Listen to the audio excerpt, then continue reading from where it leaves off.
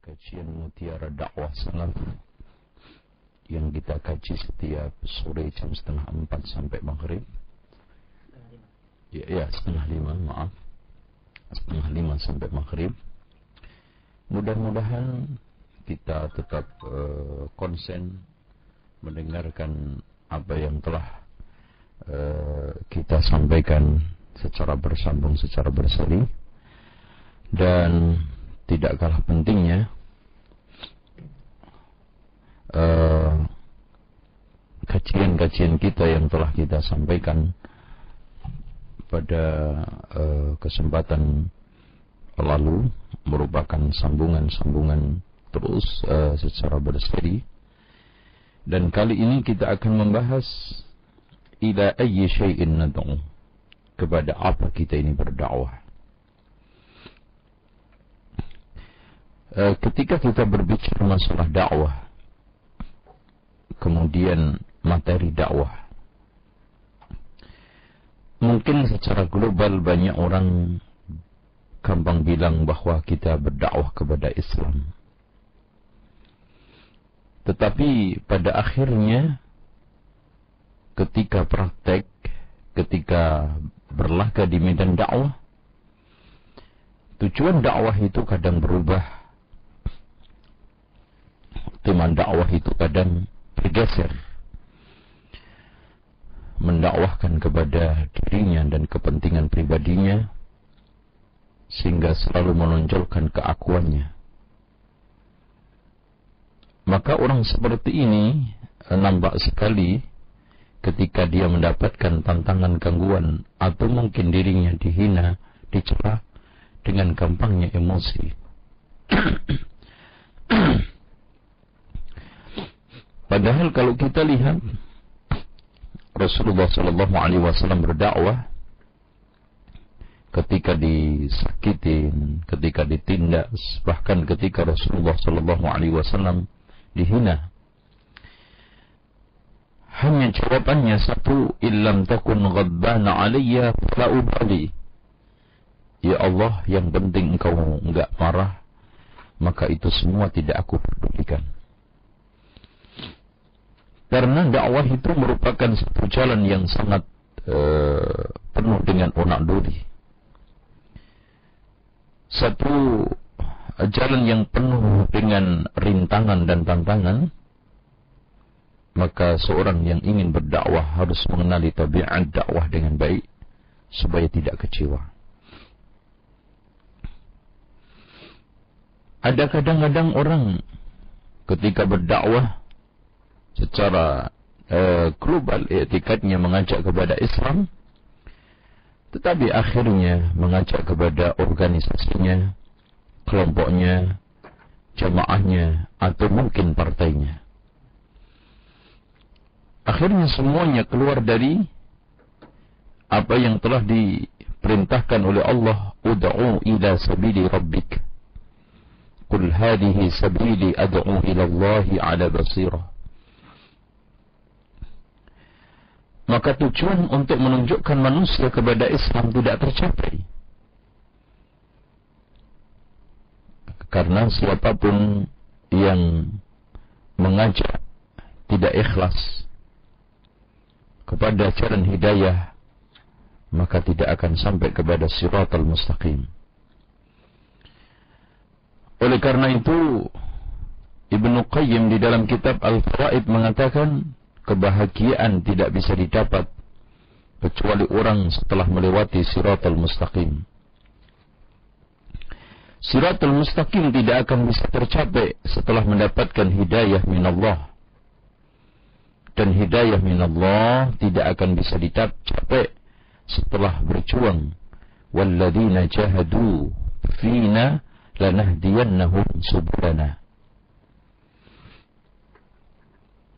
Kadang-kadang orang berdakwah mungkin lupa akan tema Islam, atau mungkin tidak tahu, tidak mengerti hakikat daripada dakwah Islam.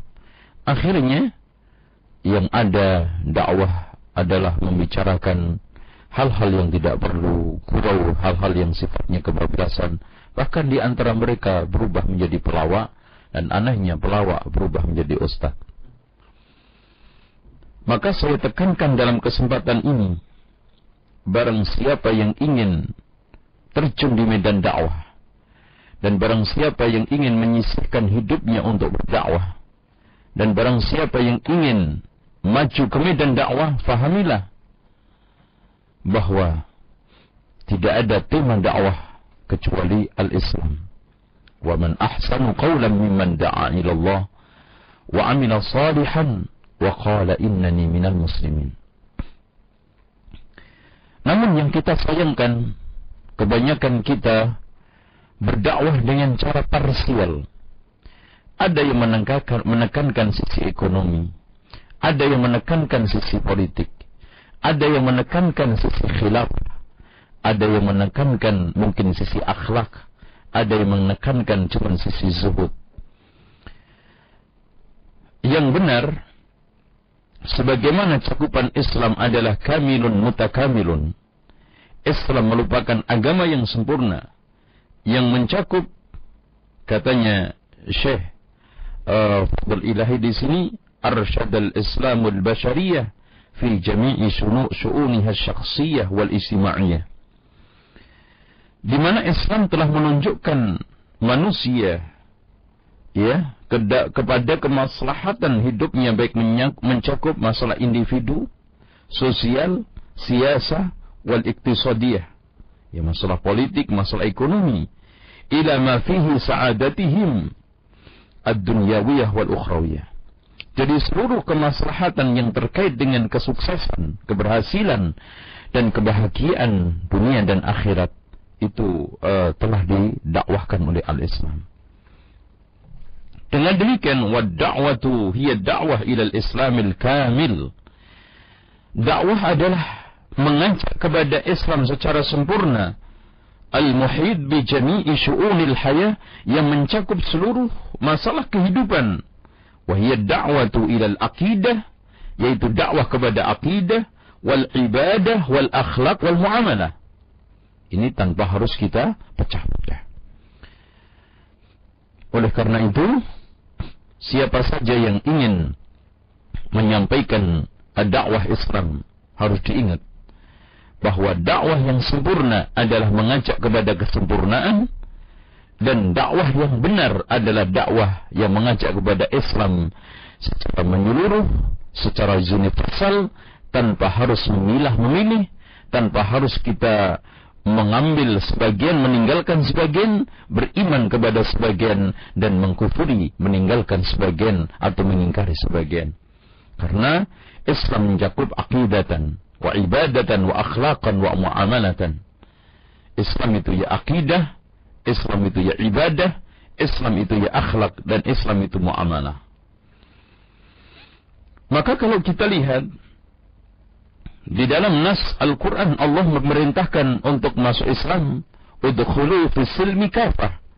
InsyaAllah nanti kita akan jelaskan secara panjang lebar tafsir ayat ini menurut versi ulama-ulama ahli tafsir yang kababel dari kalangan ulama salaf. Kemudian Allah Subhanahu wa taala mencela terutama Yahudi yang telah bersikap terhadap syariatnya, kitabnya, beriman sebagian dan mengkufuri sebagian. Bahkan kalau kita lihat Rasulullah sallallahu alaihi wasallam mengajarkan kepada manusia segala sesuatu. Jadi Rasulullah SAW mengajarkan tentang masalah akidah. Rasulullah SAW juga mengajarkan tentang masalah tata cara perang. Rasulullah SAW juga mengajarkan tata negara. Ya, bagaimana sekarang mengelola negara. Rasulullah SAW juga mengajarkan cara berpolitik. Rasulullah SAW juga mengajarkan cara berekonomi yang benar.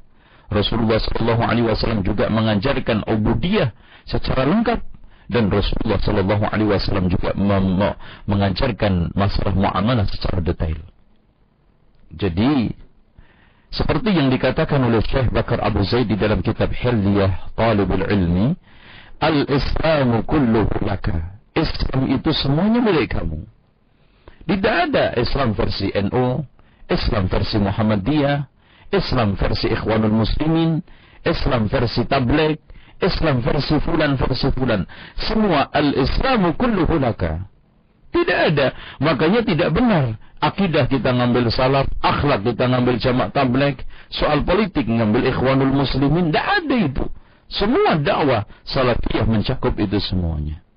Kalau sekarang ada orang yang memecah-mecah dakwah salaf atau memecah dakwah Rasulullah SAW yang mulia ini, dia termasuk orang-orang musyrikun. Wala takunu minal musyrikin minal ladina farraqu dinahum wa kanu syi'an kullu hizbin bima ladayhim farihun.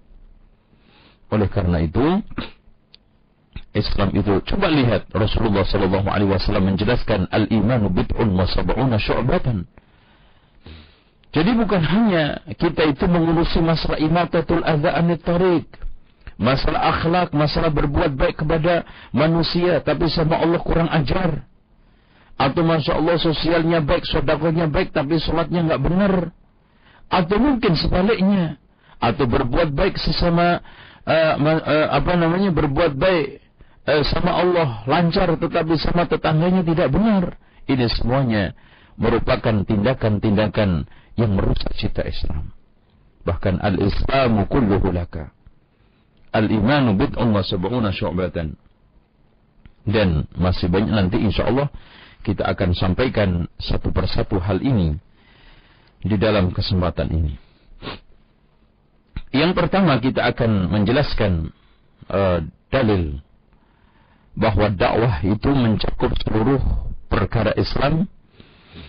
Bahwa kalau kita sudah punya prinsip al-Islamu kulluhu laka, Islam itu semuanya milik kamu. Dan Allah Subhanahu wa ta'ala menegaskan, ya ayyuhalladzina amanu dkhulu fis silmi kaffatan wa la tattabi'u khutuwatis syaitan innahu lakum aduwwun mubin. Pertama, Allah Subhanahu wa ta'ala memanggil dengan panggilan al-iman. Karena di sini seperti yang dikatakan oleh Abdullah ibnu Abbas, wahai orang-orang yang beriman, camkan ketika Allah Subhanahu wa ta'ala berfirman, ya ayyuhalladzina amanu, karena di balik itu ada perkara besar, imma perintah yang diperintahkan atau larangan yang dilarang. Dan di sini ada satu perintah yang besar, udkhulu fis silmi kafatan. Kebanyakan ahli tafsir menafsiri as-silmi adalah al-Islam. Udkhulu fil islami kafatan. Tu'minuna jami'an. Imanlah semuanya. Jangan sampai seperti yang dikatakan oleh Allah, afa tu'minuna bi ba'dil kitab wa takfuruna bi ba'd. Ini jelas tidak benar. Bahkan udkhulu fis silmi kafatan. Dan dari udkhulu fis silmi kafatan ini juga secara sekilas kita bisa tangkap bahwa orang-orang Islam itu perlu dimasukkan Islam lagi. Karena mungkin dia masuk Islam hanya sekedar KTP, atau mungkin masuk Islam hanya sekedar mengandalkan kebesaran nasab dan turunannya, atau mungkin juga dia masuk Islam cuman hanya sekedar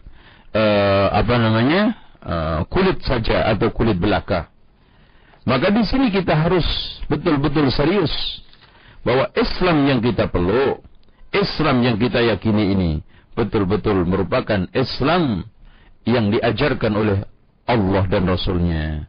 Islam yang diajarkan oleh Nabi Muhammad sallallahu alaihi wasallam, bukan Islam yang diajarkan oleh nenek moyang kita, yang kita bangga dengan, wah, orang tua saya adalah kiai, mbah saya adalah kiai. Tidak. Nah, wala tattabi'u khutuwatis syaitan, seakan-akan di sini Allah menegaskan selain jalan Islam, siapa saja yang tidak masuk Islam, siapa saja yang tidak meniti jalan Islam, maka pasti meniti jalan-jalan syaitan, yaitu khutuwatis syaitan. Dan kita harus fahami juga kenapa Allah Subhanahu wa ta'ala mengungkapkan wala tattabi'u khutuwatis syaitan, yaitu tapak-tapak. Karena syaitan di dalam menggelincirkan manusia setapak demi setapak, selangkah demi selangkah, dan tidak berasa, tahu-tahu orang tersebut tergelincir dan sesat. Makanya rayuan dan godaan syaitan itu halus. Apalagi dibarengi dengan tazin, dibikin indah berbuat maksiat, dibikin indah berbuat syirik, dibikin indah berbuat bid'ah. Dan antum lihat, kita banyak sekali, berapa banyak orang yang melakukan maksiat dan punya dalil atas kemaksiatannya, dalih. Berapa banyak orang yang melakukan kebid'ahan, memiliki dalih terhadap kebid'ahan yang dia lakukan. Dan berapa banyak orang yang melakukan kesalahan, tetapi memiliki berbagai macam argumen untuk membenarkan. Ini adalah tazin. Kalau sudah seperti ini, semakin lembut, semakin dahsyat rayuan syaitan tersebut. وَلَا تَتَّبِعُوا خُطُوَاتِ الشَّيْطَانِ إِنَّهُ لَكُمْ عَدُوٌّ مُبِينٌ. Karena tidak ada musuh yang paling nyata, walaupun datnya tidak pernah kita lihat, tetapi godaannya, tipuannya, rayuannya, dan cara-caranya itu sangat jelas. Makanya perang kita dengan setan itu bukan kita perang senjata, perang pedang, tapi perang urat syarat. Kita lawan tipuannya, kita lawan godaannya, terutama dengan ta'awud. Kenapa? Karena kita tidak bisa melihat datnya, tapi jelas tipuannya. Namun sangat lucu di tengah kita ini, kita itu lebih takut terhadap bentuknya syaitan ketimbang godaannya syaitan. Nah, ini yang sehingga syaitan senang. Coba bayangkan, kalau orang sekarang diceritai tentang kuntilanak, sundel bolong, atau banaspati, atau mungkin gondoruo, mungkin bulu kuduknya merinding. Tapi kalau diceritain pembunuhan, diceritain tentang perjudian, kemaksiatan, mungkin cuek saja. Ini sudah kesalahan di dalam penanaman pemahaman terhadap syaitan. Nah, kita kembali lagi, innahu lakum aduwwun mubin.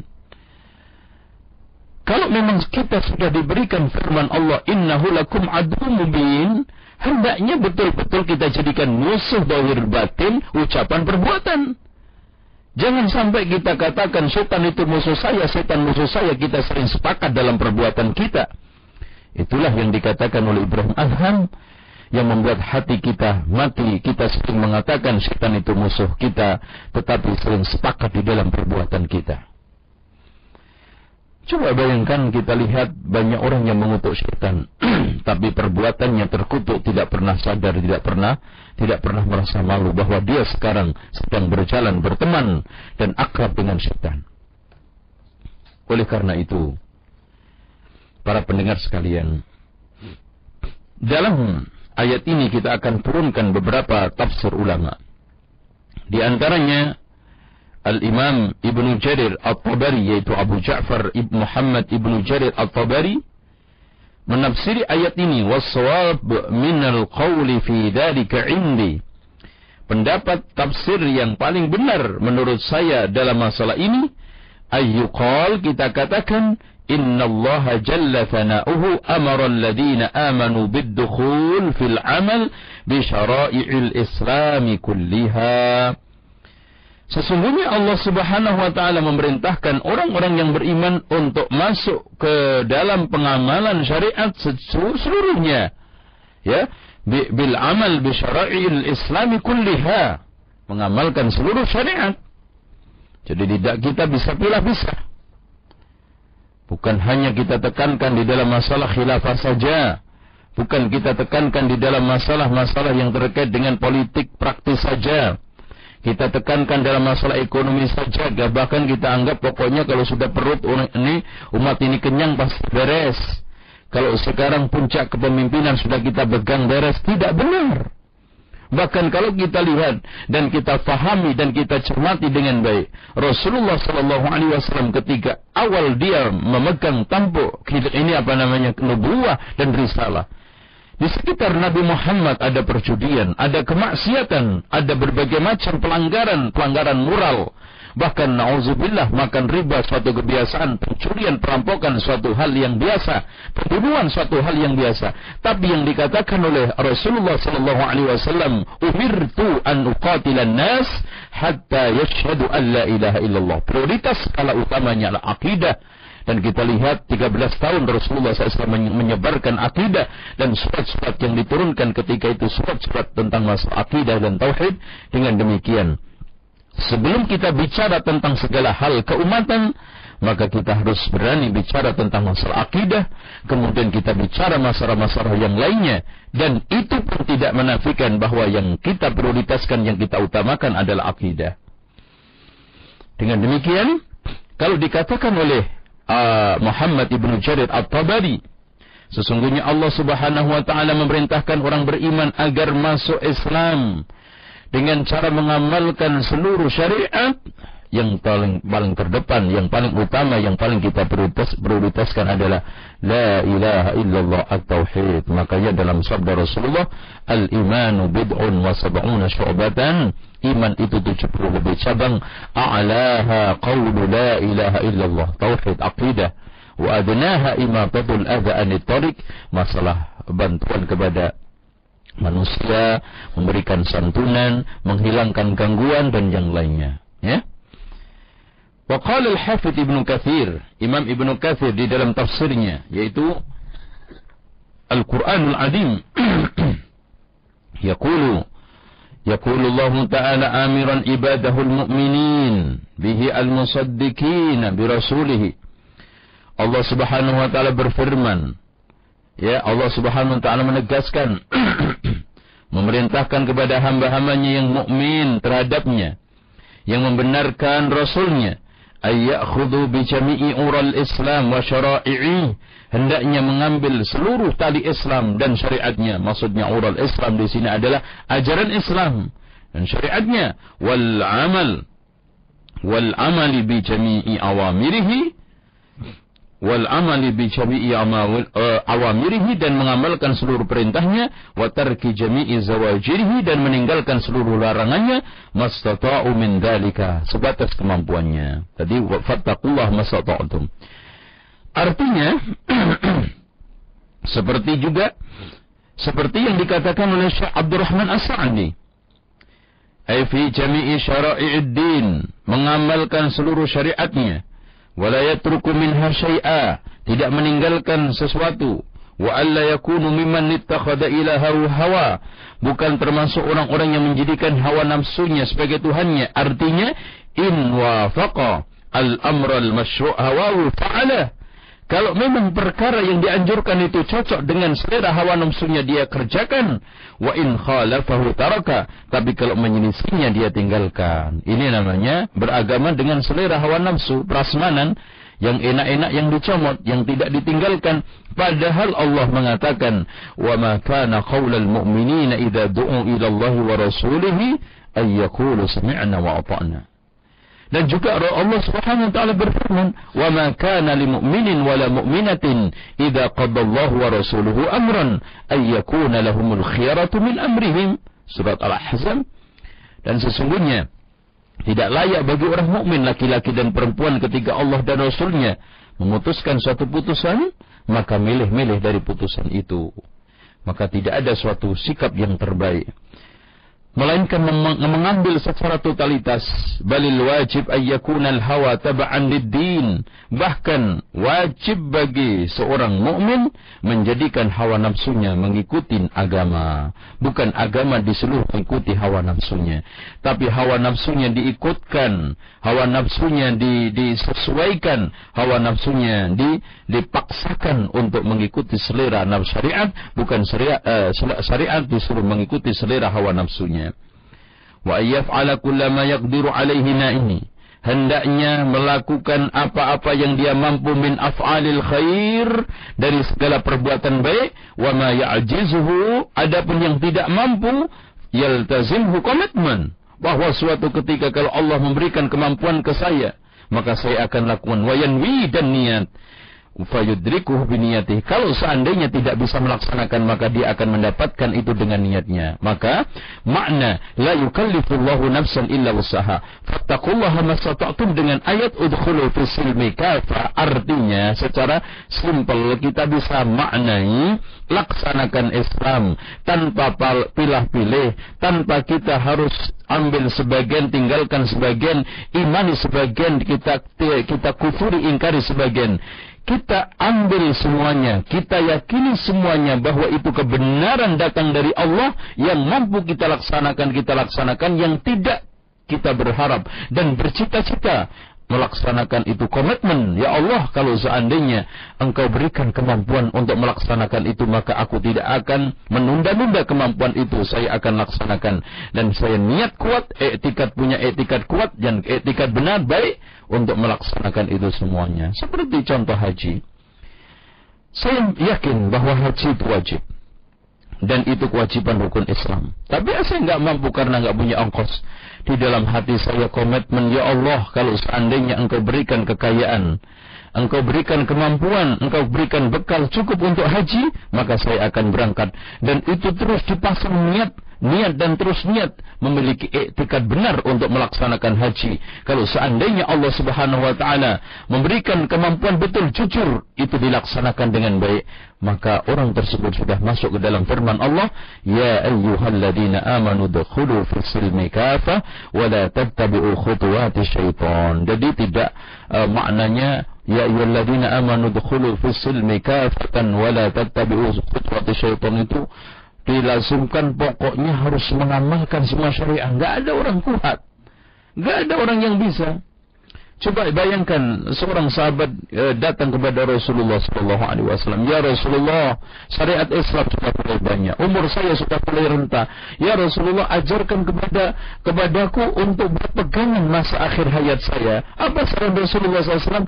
La yazalu lisanuka ratiban bidzikrillah. Hendaknya lisan kamu terus basah dengan zikir Allah. Subhanallah. Makanya kalau kita lihat di antara sahabat-sahabat itu memiliki kelebihan masing-masing. Ada yang Masya Allah tahajudnya baik, ada yang mungkin tahajudnya biasa-biasa saja, tapi ta'limnya seperti Abu Hurairah, bagaimana hafalannya hadisnya begitu bagus.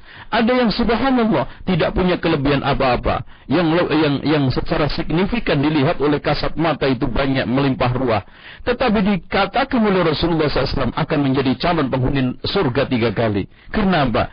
Karena hatinya bersih dari perasaan ghil. Dengan demikian makna ya ayyuhalladzina amanu dukhulu fis silmi kafatan, itu artinya kita beriman, kita yakin bahwa semua syariat yang datang dari Allah dan Rasulnya adalah benar.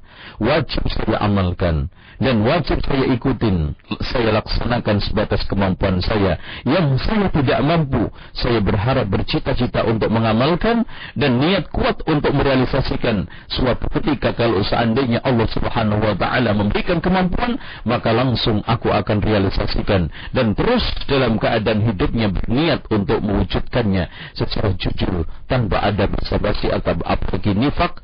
Lisannya mengatakan saya akan laksanakan, tetapi hatinya mungkin ogah-ogahan atau malas atau mungkin ada penolakan. Ini lain. Dengan demikian seorang muslim, ketika seorang mukmin mendapatkan satu perintah datang dari Allah, wa ma kana lil mu'minin wala mu'minatin idza qadallahu wa rasuluhu amran ay yakuna lahumul khiyaratu min amrihim. Dan juga kita sebagai seorang muslim telah diajari oleh Allah Subhanahu wa taala agar kita itu komitmen terhadap Islam, fala wa rabb, dan juga komitmen terhadap sunnah Rasulullah SAW. Fala wa rabbika la yu'minun hatta yuhakkimuka fima shajara bainahum thumma la yajidu fi anfusihim harajan mimma qadaita wa yusallimu taslima.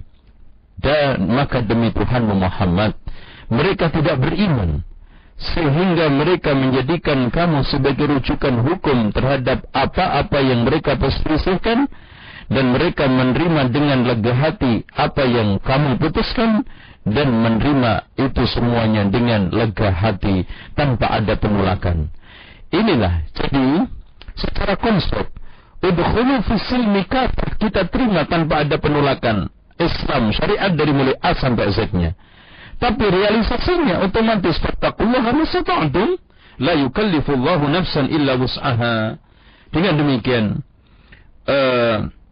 Syekh Al-Qasimi mengatakan di dalam kitab tafsirnya, ya, tafsir Al-Qasimi, ya, yang diberi judul lagi juga Mahasinu At-Ta'wil. Dia mengatakan udkhulu fil istislami wa ta'ah, masuklah kamu di dalam ketundukan dan ketaatan. Tunduk, taat. istaslimu lillahi wa ati'u, menyerahlah kamu kepada Allah dan taatlah. Wala takhruju an syai'in min syara'i, jangan sekali-kali kalian keluar dari sedikit pun, artinya mengingkari sedikit pun dari bagian syariah tersebut. Umpamanya hukum warisan sudah tidak layak, atau mungkin jilbab itu sudah tidak cocok buat saya, itu yang dimaksud udkhulu fis silmi kafah. Wa in kana Allah azza sya'nu qad amara bitamassuk bi syara'i bi jami'i syara'i Islam wal amal biha.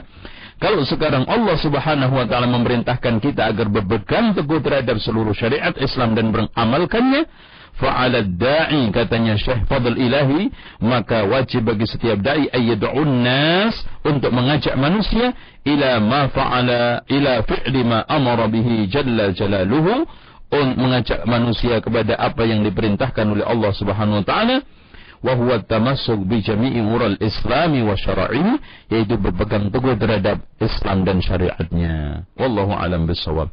Saya kira satu poin ini saja yang bisa kita sampaikan. InsyaAllah kita akan masuk ke dalam al-matlabut tsani, poin yang kedua, tentang masalah tafsir firman Allah, afatu'minuna bi ba'dil kitab fatakfuruna bi ba'd, yang turun kepada orang Yahudi, yang pada saat itu ceritanya karena Al-Aus dan Ansor, Al-Aus dan Khazar selalu perang, dan orang Yahudi yaitu Bani Quraidah, Bani Nadir dan Bani Qainuqa selalu berada di belakang keduanya dan saling mendukung.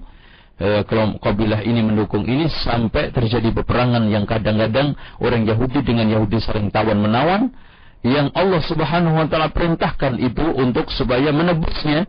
Tetapi akhirnya perintah-perintah itu dilanggar, diimani sebagian, dikufri sebagian, dan nampaknya sifat ini sudah ada pada sebagian kaum muslimin. InsyaAllah kita akan bahas pada pertemuan yang akan datang biidznillah. Wallahu a'lam. Para pendengar sekalian, di mana saja Anda berada, demikian dari pembahasan Al-Mabahathus Tsani dari kitab ini tentang perkara apa yang harus kita dakwahkan yang pertama kali. Dan pada pembahasan ini ada beberapa poin, baru satu poin yang dibahas oleh Ustaz Zainal. Untuk selanjutnya akan kita buka sesi tanya jawab bagi Anda yang ingin bertanya perihal pembahasan ini, mungkin lebih diperluas lagi, tafadhol di 8236543, atau antum yang melayangkan pertanyaannya melalui pesan singkat dengan format nama, alamat, kemudian pertanyaan di 088-8876-3110. Kita angkat telepon yang pertama, Ustaz. Ya, Assalamualaikum. Waalaikumsalam warahmatullahi wabarakatuh. Dengan siapa Bapak, di mana? Dengan Pak Musri di Depok nih. Ya, silakan Pak. Iya, assalamualaikum Pak Ustaz. Waalaikumsalam warahmatullahi. Saya mau nanya yang pertama ini Pak Ustaz. Ya.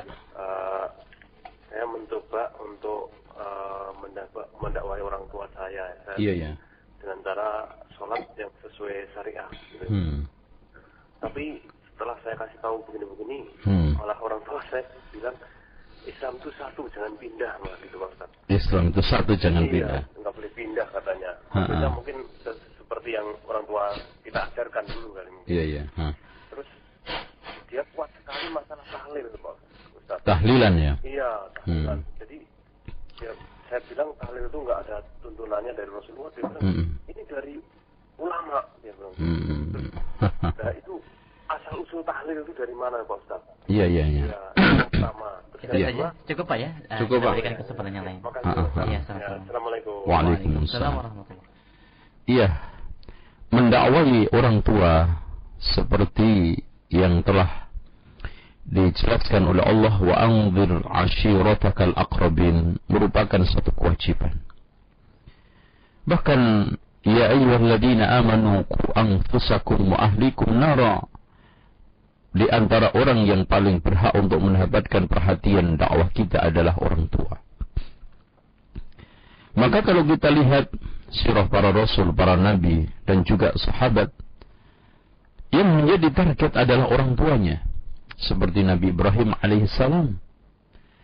Kemudian Nabi Muhammad pun, karena memang orang tuanya sudah pada meninggal, maka yang didakwai adalah orang yang paling terdekat, terutama Abu Thalib.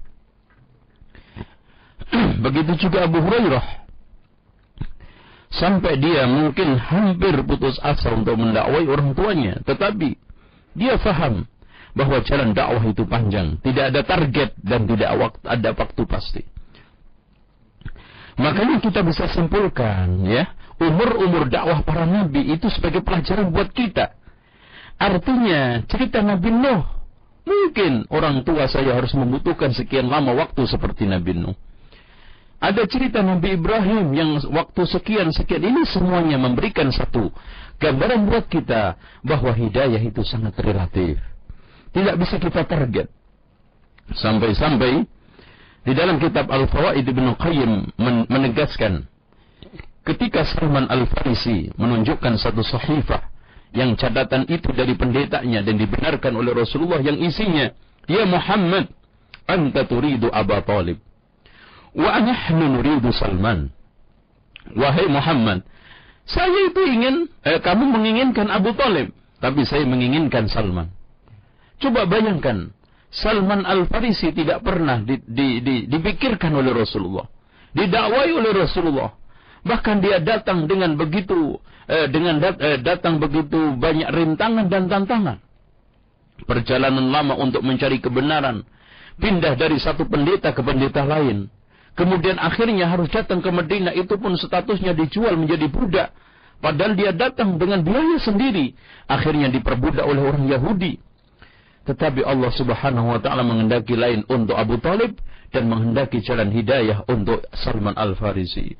Sehingga dikatakan di dalam suatu ungkapan yang sangat indah, katanya Ibnu Qayyim, "Najaibun najahu hayyatun lil murad." Orang-orang yang hebat, calon peniti keselamatan, selalu siap untuk menjalankan jalan hidayah. Wa aqdamul matrud, adapun kaki-kaki orang yang terusir, kaki-kaki orang yang tidak mendapatkan hidayah, mawsuqatun bil quyud, tertali dengan tali kesesatan. Habbat awasiful aqdar fi bayda'il akwan, ya, telah menerpa satu angin padang pasir, fatuqallibul wujud wa najmal khair, merubah semua itu menjadi kebaikan. Falamma rakadat ar-rih idzan Abu Talib amr Rasul gharikun fi lujjatil halak. Coba bayangkan, angin padang pasir yang meniup kencang, mungkin menghambat, mungkin menolak, mungkin menjadikan tantangan Salman Al-Farisi. Tetapi hidayah memang berpihak kepada Salman Al-Farisi. Menerobos sampai ke Madinah, akhirnya mendapatkan hidayah. Sementara Abu Talib ungkang-ungkang di Mekah. Dan tidak perlu adanya usaha. Seharusnya dia orang yang paling berhak mendapatkan hidayah. Tapi dia tenggelam di dalam gelombang kesesatan. Wa Salman ala sahili salama. Salman sementara ada di pantai keselamatan. Wal Walid bin Al-Mughirah yaqdumu qaumuhum fitti. Sementara Al-Walid bin Mughirah datang ke kaumnya penuh dengan kebingungan. Wallahu a'lam bishawab. Dengan demikian Anda harus bersabar dan Anda harus berusaha terus untuk mencari cara, untuk mencari solusi. Bahkan tidak lupa kita doakan hidayah, karena Abu Hurairah ketika sudah mendapati orang tuanya penolakan yang sangat keras, datang kepada Rasulullah, "Ya Rasulullah, doakan orang tua saya agar mendapatkan hidayah untuk bisa menerima Islam." Dan hadis ini dikeluarkan oleh Imam Bukhari di dalam Al-Adabul Mufrad dan disahihkan oleh Syekh Nasruddin Al-Albani. Wallahu a'lam. Baik. Kita angkat satu pertanyaan kesempatan yang lain. Nanti kita pending. Assalamualaikum. Halo. Iya, silakan. Assalamualaikum. Ini dari Abu Dhani. Iya, dari mana, Pak? Abu Dhani Cikarang. Iya, silakan, Pak. Satu pertanyaan aja, Pak, ya. Silakan. Ini kan di media nih ramai antara ribut kelompok A dengan kelompok B, terus ya. Bagaimana menurut pendapat Ustaz gitu? Iya. Iya. Assalamualaikum Ustaz. Waalaikumsalam. Akhirnya Anda semoga diberikan oleh Allah ilmu yang bermanfaat, taufik dan hidayah, ya. Semoga kita semuanya bisa diberikan karunia oleh Allah Subhanahu wa taala teguh di atas al-haq dan siratal mustaqim. Sudah merupakan satu ketetapan agama bahwa peperangan antara hak dengan batil akan terus berlanjut sampai kiamat. Antara al-ma'ruf dan munkar akan selalu bermusuhan, antara hawa nafsu dengan akal, antara sunnah dengan bid'ah, antara tauhid dengan syirik, antara taat dengan maksiat akan selalu bersaing dan selalu saling tekan menekan sampai hari kiamat. Begitu juga pelakunya. Cuman bagaimana kita cara bermusuhan. Nah ini cara kita menghadapi musuh. Ini yang harus kita perhatikan. Enggak kita ingkari bahwa kemungkaran itu harus kita lawan. Kesyirikan harus kita lawan. Kesesatan itu harus kita hadapi. Cuman caranya. Allah Subhanahu wa taala memberikan cara secara global, ud'u ila sabili rabbika bil hikmah. Al-hikmah artinya kita jelaskan kebenaran penuh dengan kelembutan, penuh dengan dalil-dalil yang benar, yang baik. Wal mau'izatul hasanah, ceramah-ceramah yang baik, diskusi-diskusi yang benar, dialog-dialog yang bagus. Wajadilhum billadhi ahsan, kita adakan jidal dengan cara yang baik. Rasulullah SAW juga hampir sama mengatakan ada 3 kelompok, ya. Man ra'a minkum munkaran falyughayyir biyadihi. Kalau yang tadi lebih kepada objek dakwah, kalau yang ini adalah pelaku dakwah, yaitu orang yang mendakwai. Kalau yang tadi orang yang didakwai. Jadi ud'u ila sabili rabbika bil hikmati wal mau'izatil hasanah wajadilhum billati ahsan. Ini lebih kepada orang yang didakwai, karena orang yang didakwai itu ada 3. Orang yang mungkin jahil tapi ingin cari kebenaran, cukup dengan hikmah. Ada orang yang bimbang antara dia itu harus ikut kebenaran atau kemungkaran, apakah ini benar atau tidak, maka wal mau'izatul hasanah. Tapi ada orang yang ragu-ragu, bantah, ngeyel, atau setengah kadang-kadang membantah, maka wajadilhum billati hiya ahsan. Nah, sekarang terkait dengan orang yang menjadi pelaku dakwah, pelaku amar ma'ruf nahi munkar. Man ra'a minkum munkaran falyughayyir biyadihi, fa illam yastati fa bilisanihi, fa illam yastati fa biqalbihi, wa fadzalika adhaful iman. Barang siapa yang melihat kemungkaran, hendaklah dirubah dengan tangannya. Jika tidak mampu, maka hendaknya merubah dengan lisannya. Jika tidak mampu, maka hendaknya merubah dengan hatinya, dan itu selemah-lemahnya iman. Syekh Fauzan mengatakan manusia di hadapan kemungkaran, dan ketika ingin menghilangkan kemungkaran ada 3. Ada orang yang statusnya memiliki kekuasaan dan ilmu, maka hendaklah rubah dengan tangannya. Ada orang yang hanya punya ilmu tapi tidak punya kekuasaan, hendaknya merubah dengan fatwanya, dengan ceramahnya, dengan dalilnya, dengan burhannya, dengan hujjahnya. Karena qul hadhihi sabili ad'u ila Allah ala basiratin, dan kemarin sudah kita jelaskan, dan makna balighu anni walau ayah itu bisa tablighun nas, menyampaikan dalil, menyampaikan nas hadis. Qala Rasulullah SAW kada wa kada, atau menyampaikan makna dan fikih nas. Hukumnya ini begini, hukumnya ini begini, tafsirnya ayat ini begini.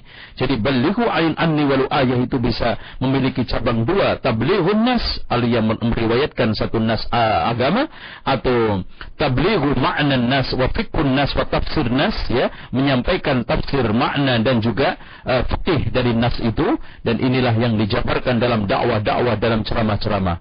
Nah ini kita sudah dijelaskan, falyughayyir biyadihi, karena dia punya tangan, karena dia punya kekuasaan dan ilmu. Tapi ada orang yang tidak punya kekuasaan tapi punya ilmu, yaitu ulama. Rubah dengan ceramahnya, dengan dialognya, dengan hujahnya, dengan dalilnya, dengan fatwanya. Ada orang yang tidak punya ilmu, tidak punya kekuasaan, falyughayyir biqalbi, falam yastati biqalbihi, hendaknya dengan hatinya. Artinya, saya tidak setuju, saya mengingkari, saya mengatakan di dalam hati saya bahwa Ahmadiyah itu sesat. Tapi untuk mengeksekusi, untuk menghancurkan tempat ini fasilitas, atau mungkin untuk memberikan sanksi hukum, itu enggak tempat Anda. Yang anehnya, ini ulama enggak, penguasa enggak, mengeksekusi, hancur. Nah, disinilah kacau balau. Dan mereka mau dengar atau tidak mau dengar, pasti kalau dia mau mengikuti sabda Rasulullah SAW, mau menegakkan syariah, ati'ullah wa ati'ur Rasul. Rasul mengatakan, man ra'a minkum munkaran falyughayyir biyadihi, fa illam yastati' fa bilisani, wa illam yastati' fa biqalbi, fadzalika ad'amul iman. Kalau tidak, pasti namanya orang jahil, tindakannya aja juga dibangun di atas kebodohan, pasti akan terjadi ketimpangan, dan naifnya nanti akan merusak citra Islam, terutama di depan orang-orang kafir. Rabbana la taj'alna fitnatan lil ladzina kafaru, ya Allah lah, janganlah engkau jadikan aku sebagai sumber fitnah buat orang kafir. Artinya akhirnya pandangan orang kafir miring terhadap kita, mau masuk Islam mungkin tidak jadi terjadi karena jeleknya kita menerjemahkan dan menampilkan Islam. Dengan demikian, kita sepakat bahwa Ahmadiyah adalah sesat. Dan kesesatannya bukan hanya dia itu masih di dalam lingkaran Islam, dia sudah keluar dari Islam. Ini sudah diputuskan ulama berpuluh-puluh tahun. Tentang masalah sekarang cara menghadapi, tentang masalah eksekusi, itu adalah hak penguasa atau ulama yang berstatus penguasa. Yang keduanya adalah dengan memberikan penjelasan al-bayan kesesatan tersebut secara dakwah, secara dalil, secara fatwa, itu haknya ulama yang tidak punya kekuasaan. Adapun orang tidak ulama, tidak penguasa, maka cukup mengingkari secara hati dan serahkan kepada ahlinya. Kan gitu enak itu. Idza usidal amru ila ghairi ahli fantadri sa'a. Kalau perkara diserahkan bukan ahlinya, ya rusak loh. Wallahu a'lam.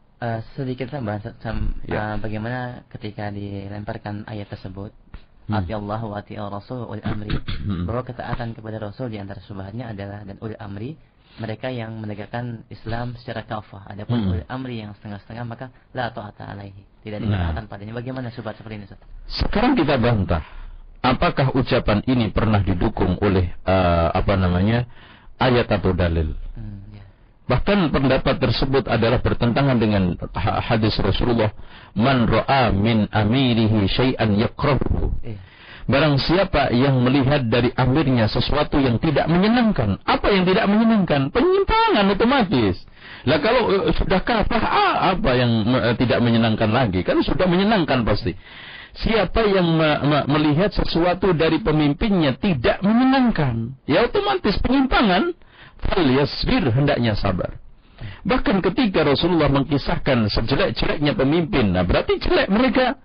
Adalah pemimpin yang kau benci, mereka benci kalian, kau laknat, mereka melaknat kalian. Para sahabat mengatakan, kenapa kita tidak angkat pedang ya Rasulullah? Afala nunabbiduhum bisayf? Katanya Rasulullah, ma aqamu fikumus shalah, selagi mereka salat. Ini poin satu yang harus kita pahami. Taruhlah mereka melakukan kemungkaran. Batas kemungkaran kita dibolehkan angkat pedang itu kan illa antara kufran bawahan lakum minallahi fi burhan. Dan itu pun setelah kita memiliki kekuatan yang sama. Dan yang keduanya kita memiliki pengganti yang lebih baik. Sekarang yang menjadi masalah, ad-dararu la yuzalu bid-darar. Bahaya tidak boleh dihilangkan dengan bahaya serupa. Dan ad-dararu la darar wala dirar. Dan kenyataannya sekarang, dengan demikian berhujjah pemimpin yang harus ditaati itu harus Islamnya kafah. Ini bertentangan dengan fakta. Dengan dalil dan fakta. Dalil sudah saya sampaikan, fakta. Hajjaj ibn Yusuf, seorang pemimpin yang zalim, seorang pemimpin yang ini. Apakah ulama-ulama ketika itu memberontak, angkat pedang, tidak taat? Tidak. Walaupun di sana ada beberapa tabi'in yang melakukan perlawanan, itu hanya sekedar amar ma'ruf nahi munkar, dan itu ijtihad dia, bukan bisa menjadi pedoman. Yang menjadi pedoman adalah dalil, seperti yang dilakukan oleh Sa'id bin Musayyib. Dilakukan oleh Sa'id bin Jubair. Dengan demikian kita kembali kepada in tanaza'tum fi syai'in farudduhu ila Allah wa rasulih. Kita disuruh oleh Allah, ati'ullah wa ati'ur rasul wa ulil amri minkum. Dan ulil amri minkum itu tidak harus ditaati, tidak harus Islamnya kafah. Dikatakan oleh Rasulullah SAW, man ra'a min amirihi syai'an yakrahu falyasbir. Nah, sekarang tentang ketaatan, la ta'ata li makhlukin fi ma'siyatil khaliq. Jelas. Tetapi bukan berarti tidak mentaati dalam hal maksiat terus memberontak, itu lain. Tidak mentaati hal yang sifatnya maksiat itu sahih, kita harus dukung dan itu merupakan sikap yang benar. Tetapi terus memberontak ini juga tidak benar. Dengan demikian sikap-sikap seperti ini kita harus jelaskan. Hak eksekusi adalah pihak berwenang, hak untuk provokasi itu hak tukang fitnah, itu kan gitu. Hak untuk menjelaskan fatwa adalah hak ulama, dan untuk selain ulama dan umara kita serahkan kepada ahlinya sambil mengingkari secara hati. Udah selesai. Baik, alhamdulillah. Kita angkat kembali saat penelpon yang sudah lama menunggu di 8236543. Assalamualaikum. Waalaikumsalam. Iya, dengan siapa, Umu di mana? Silakan Ibu Ani. Maaf ya, Assalamualaikum Ustaz. Waalaikumsalam warahmatullahi wabarakatuh. Saya mau hanya menanyakan tentang anak saya. Ya. Anak saya sekarang dari pesantren Gontor Kepengen melanjutkan di SMA-nya seperti yang kita pelajari Ustadz sekarang ini. Iya. Mohon maaf di Ya, cukup ya. Itu saja. Boleh satu lagi, Ustaz? Heeh. Nah, kalau ada paketan di mana belajar paketan untuk liburan, kebetulan anak saya kuliah, kalau liburan sebulan 2 bulan itu untuk mengkaji seperti ini di pesantren kilat. Ya, insyaallah. Assalamualaikum. Waalaikumsalam. Saya banyak ada dengaran di Salatiga, ada Imam Bukhari, ada Jamilur Rahman.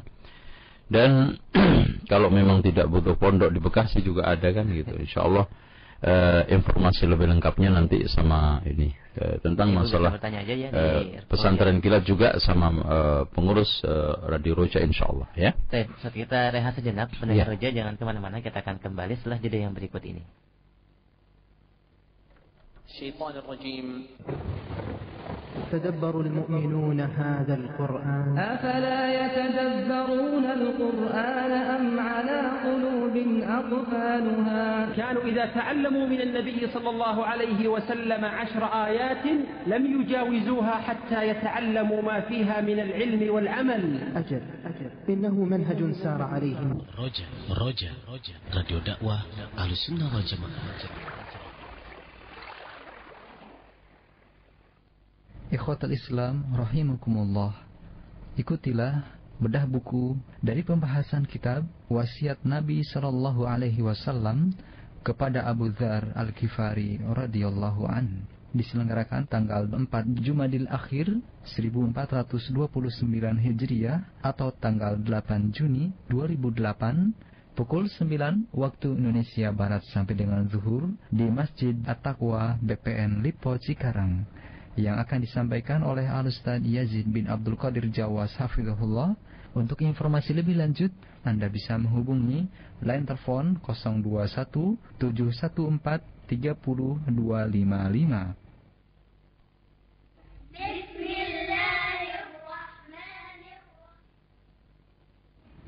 Al-Quran. Afala yatadabbaruna al-Quran أفلا يتدبرون القرآن أم على قلوب أقفالها. Roja, Radio Dakwah Ahlussunnah wal Jamaah. Assalamualaikum warahmatullahi wabarakatuh. Pendengar Roja yang dimuliakan Allah Subhanahu wa taala. Kembali di frekuensi 756 AM, dan bagi Anda yang mungkin baru bergabung bersama kami, kajian ilmiah edisi sore hari ini tentang pembahasan mutiara dakwah salaf yang disampaikan oleh Al-Ustaz Zainal Abidin LC Fidhahullahu Ta'ala. Kita sudah masuk ke tanya jawab, dan kita angkat beberapa pertanyaan terlebih dahulu dari peserta singkat. Assalamualaikum warahmatullahi wabarakatuh. Ya Ustaz, bagaimana dakwah dari Abu Yazid di Ciganjur? Bagaimana dakwah di tengah-tengah teman-teman yang sudah tidak pakai akal lagi dalam ibadahnya? Tidak pakai akal lagi dalam ibadahnya. Hawa nafsu mungkin. Iya, Ustaz. Wallahu a'lam bishawab. Selagi itu teman-teman antum, maka dakwah secara dialog itu lebih utama. Karena memang agama Islam itu agama dialogis, dan dakwah itu dikedepankan dialog. Coba bayangkan penentangan umat Nabi Nuh yang begitu dahsyat, tapi tidak membuat Nabi Nuh alaihissalam emosi, tetapi terus dialog dan mengajak bicara, mengajak diskusi kaumnya untuk kembali kepada kebenaran. Ya qaumi itu berapa kali. Kemudian Nabi Ibrahim juga, penentangan yang dilakukan oleh Namrud, kebengisan yang ditunjukkan oleh Namrud, serta penolakan keras yang dilakukan oleh bapaknya, tidak membuat Nabi Ibrahim alaihissalam kehilangan akal dan emosi. Tetap dengan dingin kepala menyampaikan dalil dan hujah-hujah argumen-argumen yang ilmiah, karena Islam itu menang dengan hujah yang ilmiah, dengan dalil yang kuat, bukan dengan otot. Kemudian Nabi Muhammad SAW juga sama, bagaimana dialog dia sama Abu Talib ketika mengajak masuk Islam dengan paman-pamannya dan yang lainnya. Dengan demikian Anda aja bangkitkan, apalagi Anda mengatakan sudah tidak pakai akal lagi. Ajalah bicara mereka sesuai dengan kemampuan akal, tetapi yang logis, ya, yang logis, yang menghidupkan fitrah mereka, menghidupkan akal sehat mereka. Satu contoh kecil saja, masalah rokok mungkin. Atau mungkin tadi ada yang masalah tahlilan. Tahlilan, kita aja bicara sederhana aja. Kalau memang tahlilan ini sunnah, kenapa Rasulullah SAW ketika wafat tidak ditahlili? Ini kan logis. Kalau memang tahlilan ini merupakan suatu hal yang baik, kenapa tidak dilakukan oleh Abu Bakar, Umar, Utsman, Ali? Ini satu poin. Kalau memang itu suatu kebaikan, kenapa dilupakan oleh Rasulullah SAW? Padahal Rasulullah SAW merupakan seorang Nabi yang amin, yang amanah, tidak akan mungkin menyimpan kebenaran sekecil apapun. Karena Allah Subhanahu wa taala telah mengatakan, ya ayyuhar rasul balligh ma unzila ilaika min rabbik fa illam taf'al fama ballaghta risalatah. Nah ini. Makanya ketika turun ayat am khuliqu min ghairi syai'in am humul khaliqun di dalam surat At-Tur, pada saat itu Jubair bin Mut'im mengatakan hampir hati saya melayang terbang copot karena saking dahsyatnya sentuhan ayat ini. Am khuliqu min ghairi syai'in am humul khaliqun. Apakah mereka diciptakan tanpa sang pencipta atau menciptakan dirinya sendiri? Kalau diciptakan tanpa sang pencipta juga enggak, menciptakan dirinya sendiri juga enggak, berarti dia diciptakan dengan sang pencipta. Allahu Akbar. Logis sekali. Kalau begitu tidak akan mungkin enggak ada pencipta, pasti ada sang pencipta. Contoh aja ada kapal besar, kalau tidak ada nahkodanya enggak mungkin. Atau mungkin gedung yang sangat megah atau istana yang sangat megah tidak ada yang bangun, enggak ada menciptakan aja mustahil. Apalagi alam yang begitu besar, tertata rapi dan teratur sekali, tidak ada yang menciptakan, mengatur, mustahil. Ini logika. Dengan demikian dulukan itu, baru nanti digiring ke dalil yang logis-logis itu, baru kita masukkan ke dalam nas-nas syar'i insyaallah. Wallahu a'lam. Baik, kita angkat kembali pertanyaan dari pesan singkat yang kedua. Ya, Assalamualaikum warahmatullahi. Ustaz, bagian dalam menyampaikan dakwah adalah keikhlasan. Iya. Namun pernah saya temukan ada salah seorang ustaz yang memang dalam berdakwah tanpa pamrih sedikit pun. Namun dalam dakwahnya ada yang disembunyikan dan kurang jujur dalam menyampaikan. Misalkan sesuatu yang diharamkan tidak disampaikan dengan jelas. Adakah keikhlasan dan kejujuran harus beriringan dalam berdakwah? Itu yang pertama, Ustaz. Dan bolehkah saya kembali mengingatkan kepada orang tersebut tentang kekeliruannya? Dari Rianti di Bekasi. Iya, perlu diketahui bahwa dakwah lemah lembut bukan berarti basa-basi. Itu ada salah paham. Lemah lembut itu maknanya bukan basa-basi, alias menyembunyikan kebenaran. Fabima rahmatin minallahi lintalahum walau kunta faddan ghalidhal qalbi lan faddu min haulik. Itu dalam sikap, bukan sikap terhadap syariat, tetapi sikap terhadap manusia, ya. Jadi sikap terhadap manusia lemah lembut, ya kompromi, mungkin mengalah. Tapi kalau sekarang kompromi mengalah ke syariat, ini yang keliru. Sehingga untuk saya ini harus berlemah lembut, kayaknya bid'ah ini masih banyak penentangan. Udahlah saya katakan tahlilan ini boleh-boleh saja, ya, asalkan tidak overdosis gitu. Asalkan tidak dilakukan ada tambahan-tambahan yang aneh-aneh, ya. Namanya tahlilan sudah tambahan. Dan ini jelas bukan lemah lembut lagi, tapi basa-basi. Karena kalau lemah lembut itu yang dimenangkan syariat, yang dikalahkan adalah kepentingan dunianya. Tetapi kalau basa-basi itu yang dikalahkan adalah syariat, yang dimenangkan kepentingan agamanya, kepentingan dunianya.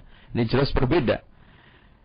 Dengan demikian Anda kalau memang bisa mengingatkan, diingatkan, karena dasarnya watawasau bil haqqi watawasau bis sabr itu tidak mengenal umur dan tidak mengenal status. Bahkan Umar bin Khattab sering diingatkan orang Badui. Dan salatun la yaghillu bihinna qalbu mri'in mu'min, ada 3 perkara yang membuat hati seorang mukmin tidak gampang dongkol. Yang pertama adalah ikhlasul amal lillah, dan yang keduanya wal munasahatu likulli muslimin, dalam satu lafaz wa munasahatu wulatil amri, ya. Dengan demikian Anda bisa dengan cara yang baik, dan mungkin yang lebih terbaik adalah model bertanya, seperti kesalahan Rasulullah yang ditegur oleh Dzul Yadain. Karena Rasulullah sallallahu alaihi wasallam, Masya Allah, statusnya Dzul Yadain sahabat, dengan adabnya Dzul Yadain mengatakan, ya Rasulullah, apakah ada perubahan wahyu atau dikosor? Itu kan gitu. Oh, saya nggak ada kosor, nggak ada perubahan wahyu. Ya Rasulullah, engkau tadi sholat 2 rakaat asar. Nah, kan enak itu. Iya. Wallahu a'lam. Baik, Ustaz, kita angkat dari penelpon yang telah menunggu. Assalamualaikum. Halo. Waalaikumsalam. Dengan siapa, di mana? Iya. Di mana? Di Bekasi. Di Bekasi, silakan. Mau Ustaz mau nanya. Iya. Saya punya teman. Iya. Nah, dia tuh pernah bilang gini bahwa NU dan Muhammadiyah itu sesat gitu. Saya masih nggak paham tentang salaf itu sebenarnya apa sih. Itu saja? Ya, sekarang. Afwan. Waalaikumsalam. Perlu diketahui bahwa as-salafu dari kalimat salafa yang artinya orang-orang yang mendahului kita. Kalau dikatakan as-salafu saleh berarti orang-orang yang mendahului kita dalam kebaikan, dalam kesolehan, beragama, berakidah, bermanhaj. Berarti salafus saleh adalah pendahulu kita yang baik dalam akidah, manhaj dan agama. Dan tidak lain adalah Rasul, sahabat dan tabi'in yang dikatakan oleh Rasulullah, khairun nasi qarni summal ladina yalunahum summal ladina yalunahum. Kemudian ditegaskan oleh Allah juga, was-sabiqunal awwaluna minal muhajirin wal ansar wal ladina tabauhum bi ihsanin radhiyallahu anhum wa radu an.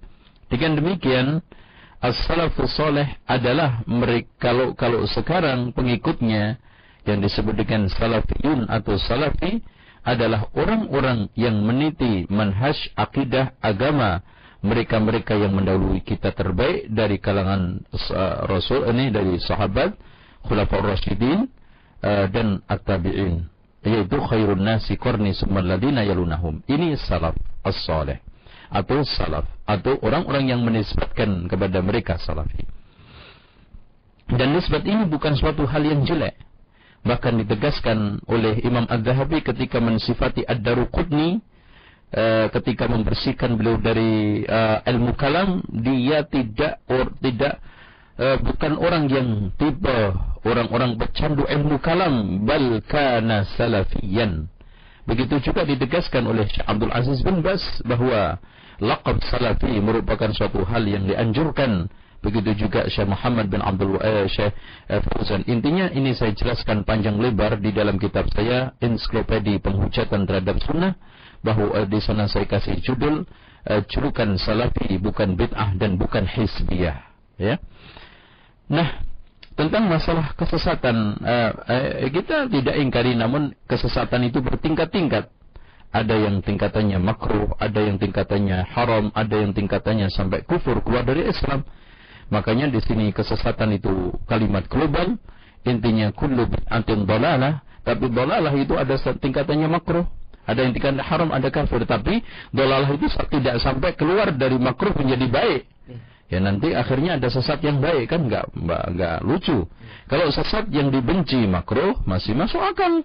Sesat haram, sesat yang sifatnya kufur masih sangat logis. Tapi kalau sesat baik ini kan enggak mungkin. Atau sesat boleh kan gitu. Allahu a'lam.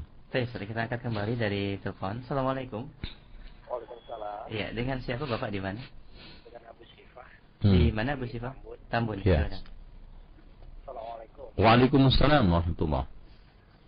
Saya mau nanya gini. Ya. Kalau misalnya sholat tahajud itu setiap malam gitu, itu nanti jatuhnya takut wajib nggak tuh Ustaz? Iya, cukup. Afwan. Perlu Waalaikumsalam warahmatullahi wabarakatuh. Perlu diketahui, setelah Rasulullah SAW menyatakan al-yawma akmaltu lakum, dan Rasulullah SAW meninggalkan agama kita sudah final, permanen, enggak berubah, maka jangan khawatir, pelaksanaan itu akan merubah kondisi. Karena yang wajib sudah jelas, yang sunnah juga jelas. Adapun tahajud dilakukan setiap malam, tidak ada masalah, karena itu memang sunnah muakkadah.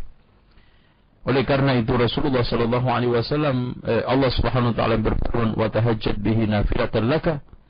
Itu bahkan perintahnya faqra'u ma tayassara minal Qur'an, dan Rasulullah SAW juga menganjurkan afsus salam wa ad'imut ta'am wa silul arham wa sallu bil laili wan nasu niyam. Tidak membatasi seminggu sekali atau dua hari sekali, tidak. bahkan dilakukan setiap hari juga tidak mengapa, dan itu tidak merubah status, karena status sholat tahajud itu sudah jelas. Wah, ini sunnah muakkadah yang bila dikerjakan mendapatkan pahala, dan bila ditinggalkan tidak ada sanksi. Wallahu a'lam. Baik, kita angkat kembali dari telepon. Ya, bagi Anda yang ingin bertanya, kita masih punya waktu. Silahkan di 8236543. Assalamualaikum. Halo. Ya, putus. Saya terputus. Ya, silakan. Silakan yang lain di 8236543, dan pembahasan kita adalah ila aisya'in nad'u, kepada perkara apa kita dakwahkan. Assalamualaikum. Waalaikumsalam. Ya. Dengan siapa, di mana? Di mana? Di mana? Pamulang. Oh, Pamulang. Assalamualaikum. Waalaikumsalam. Saya mau nanya. Iya, Kakak pakai kerudung, jilbab, tapi dia masih ngerokok. Loh, kakak jilbaban ngerokok? Iya. Loh, perempuan ini? Perempuan. Innalillahi wa inna ilaihi raji'un. Baik, itu saja. Iya. Ya, makasih ya, Ustaz. Iya. Assalamualaikum warahmatullahi wabarakatuh. Musibah kabirah. Oh, ini. Pendengar sekalian, saya sudah menulis di dalam buku Kalau Kau Jantan Ceraikan Aku.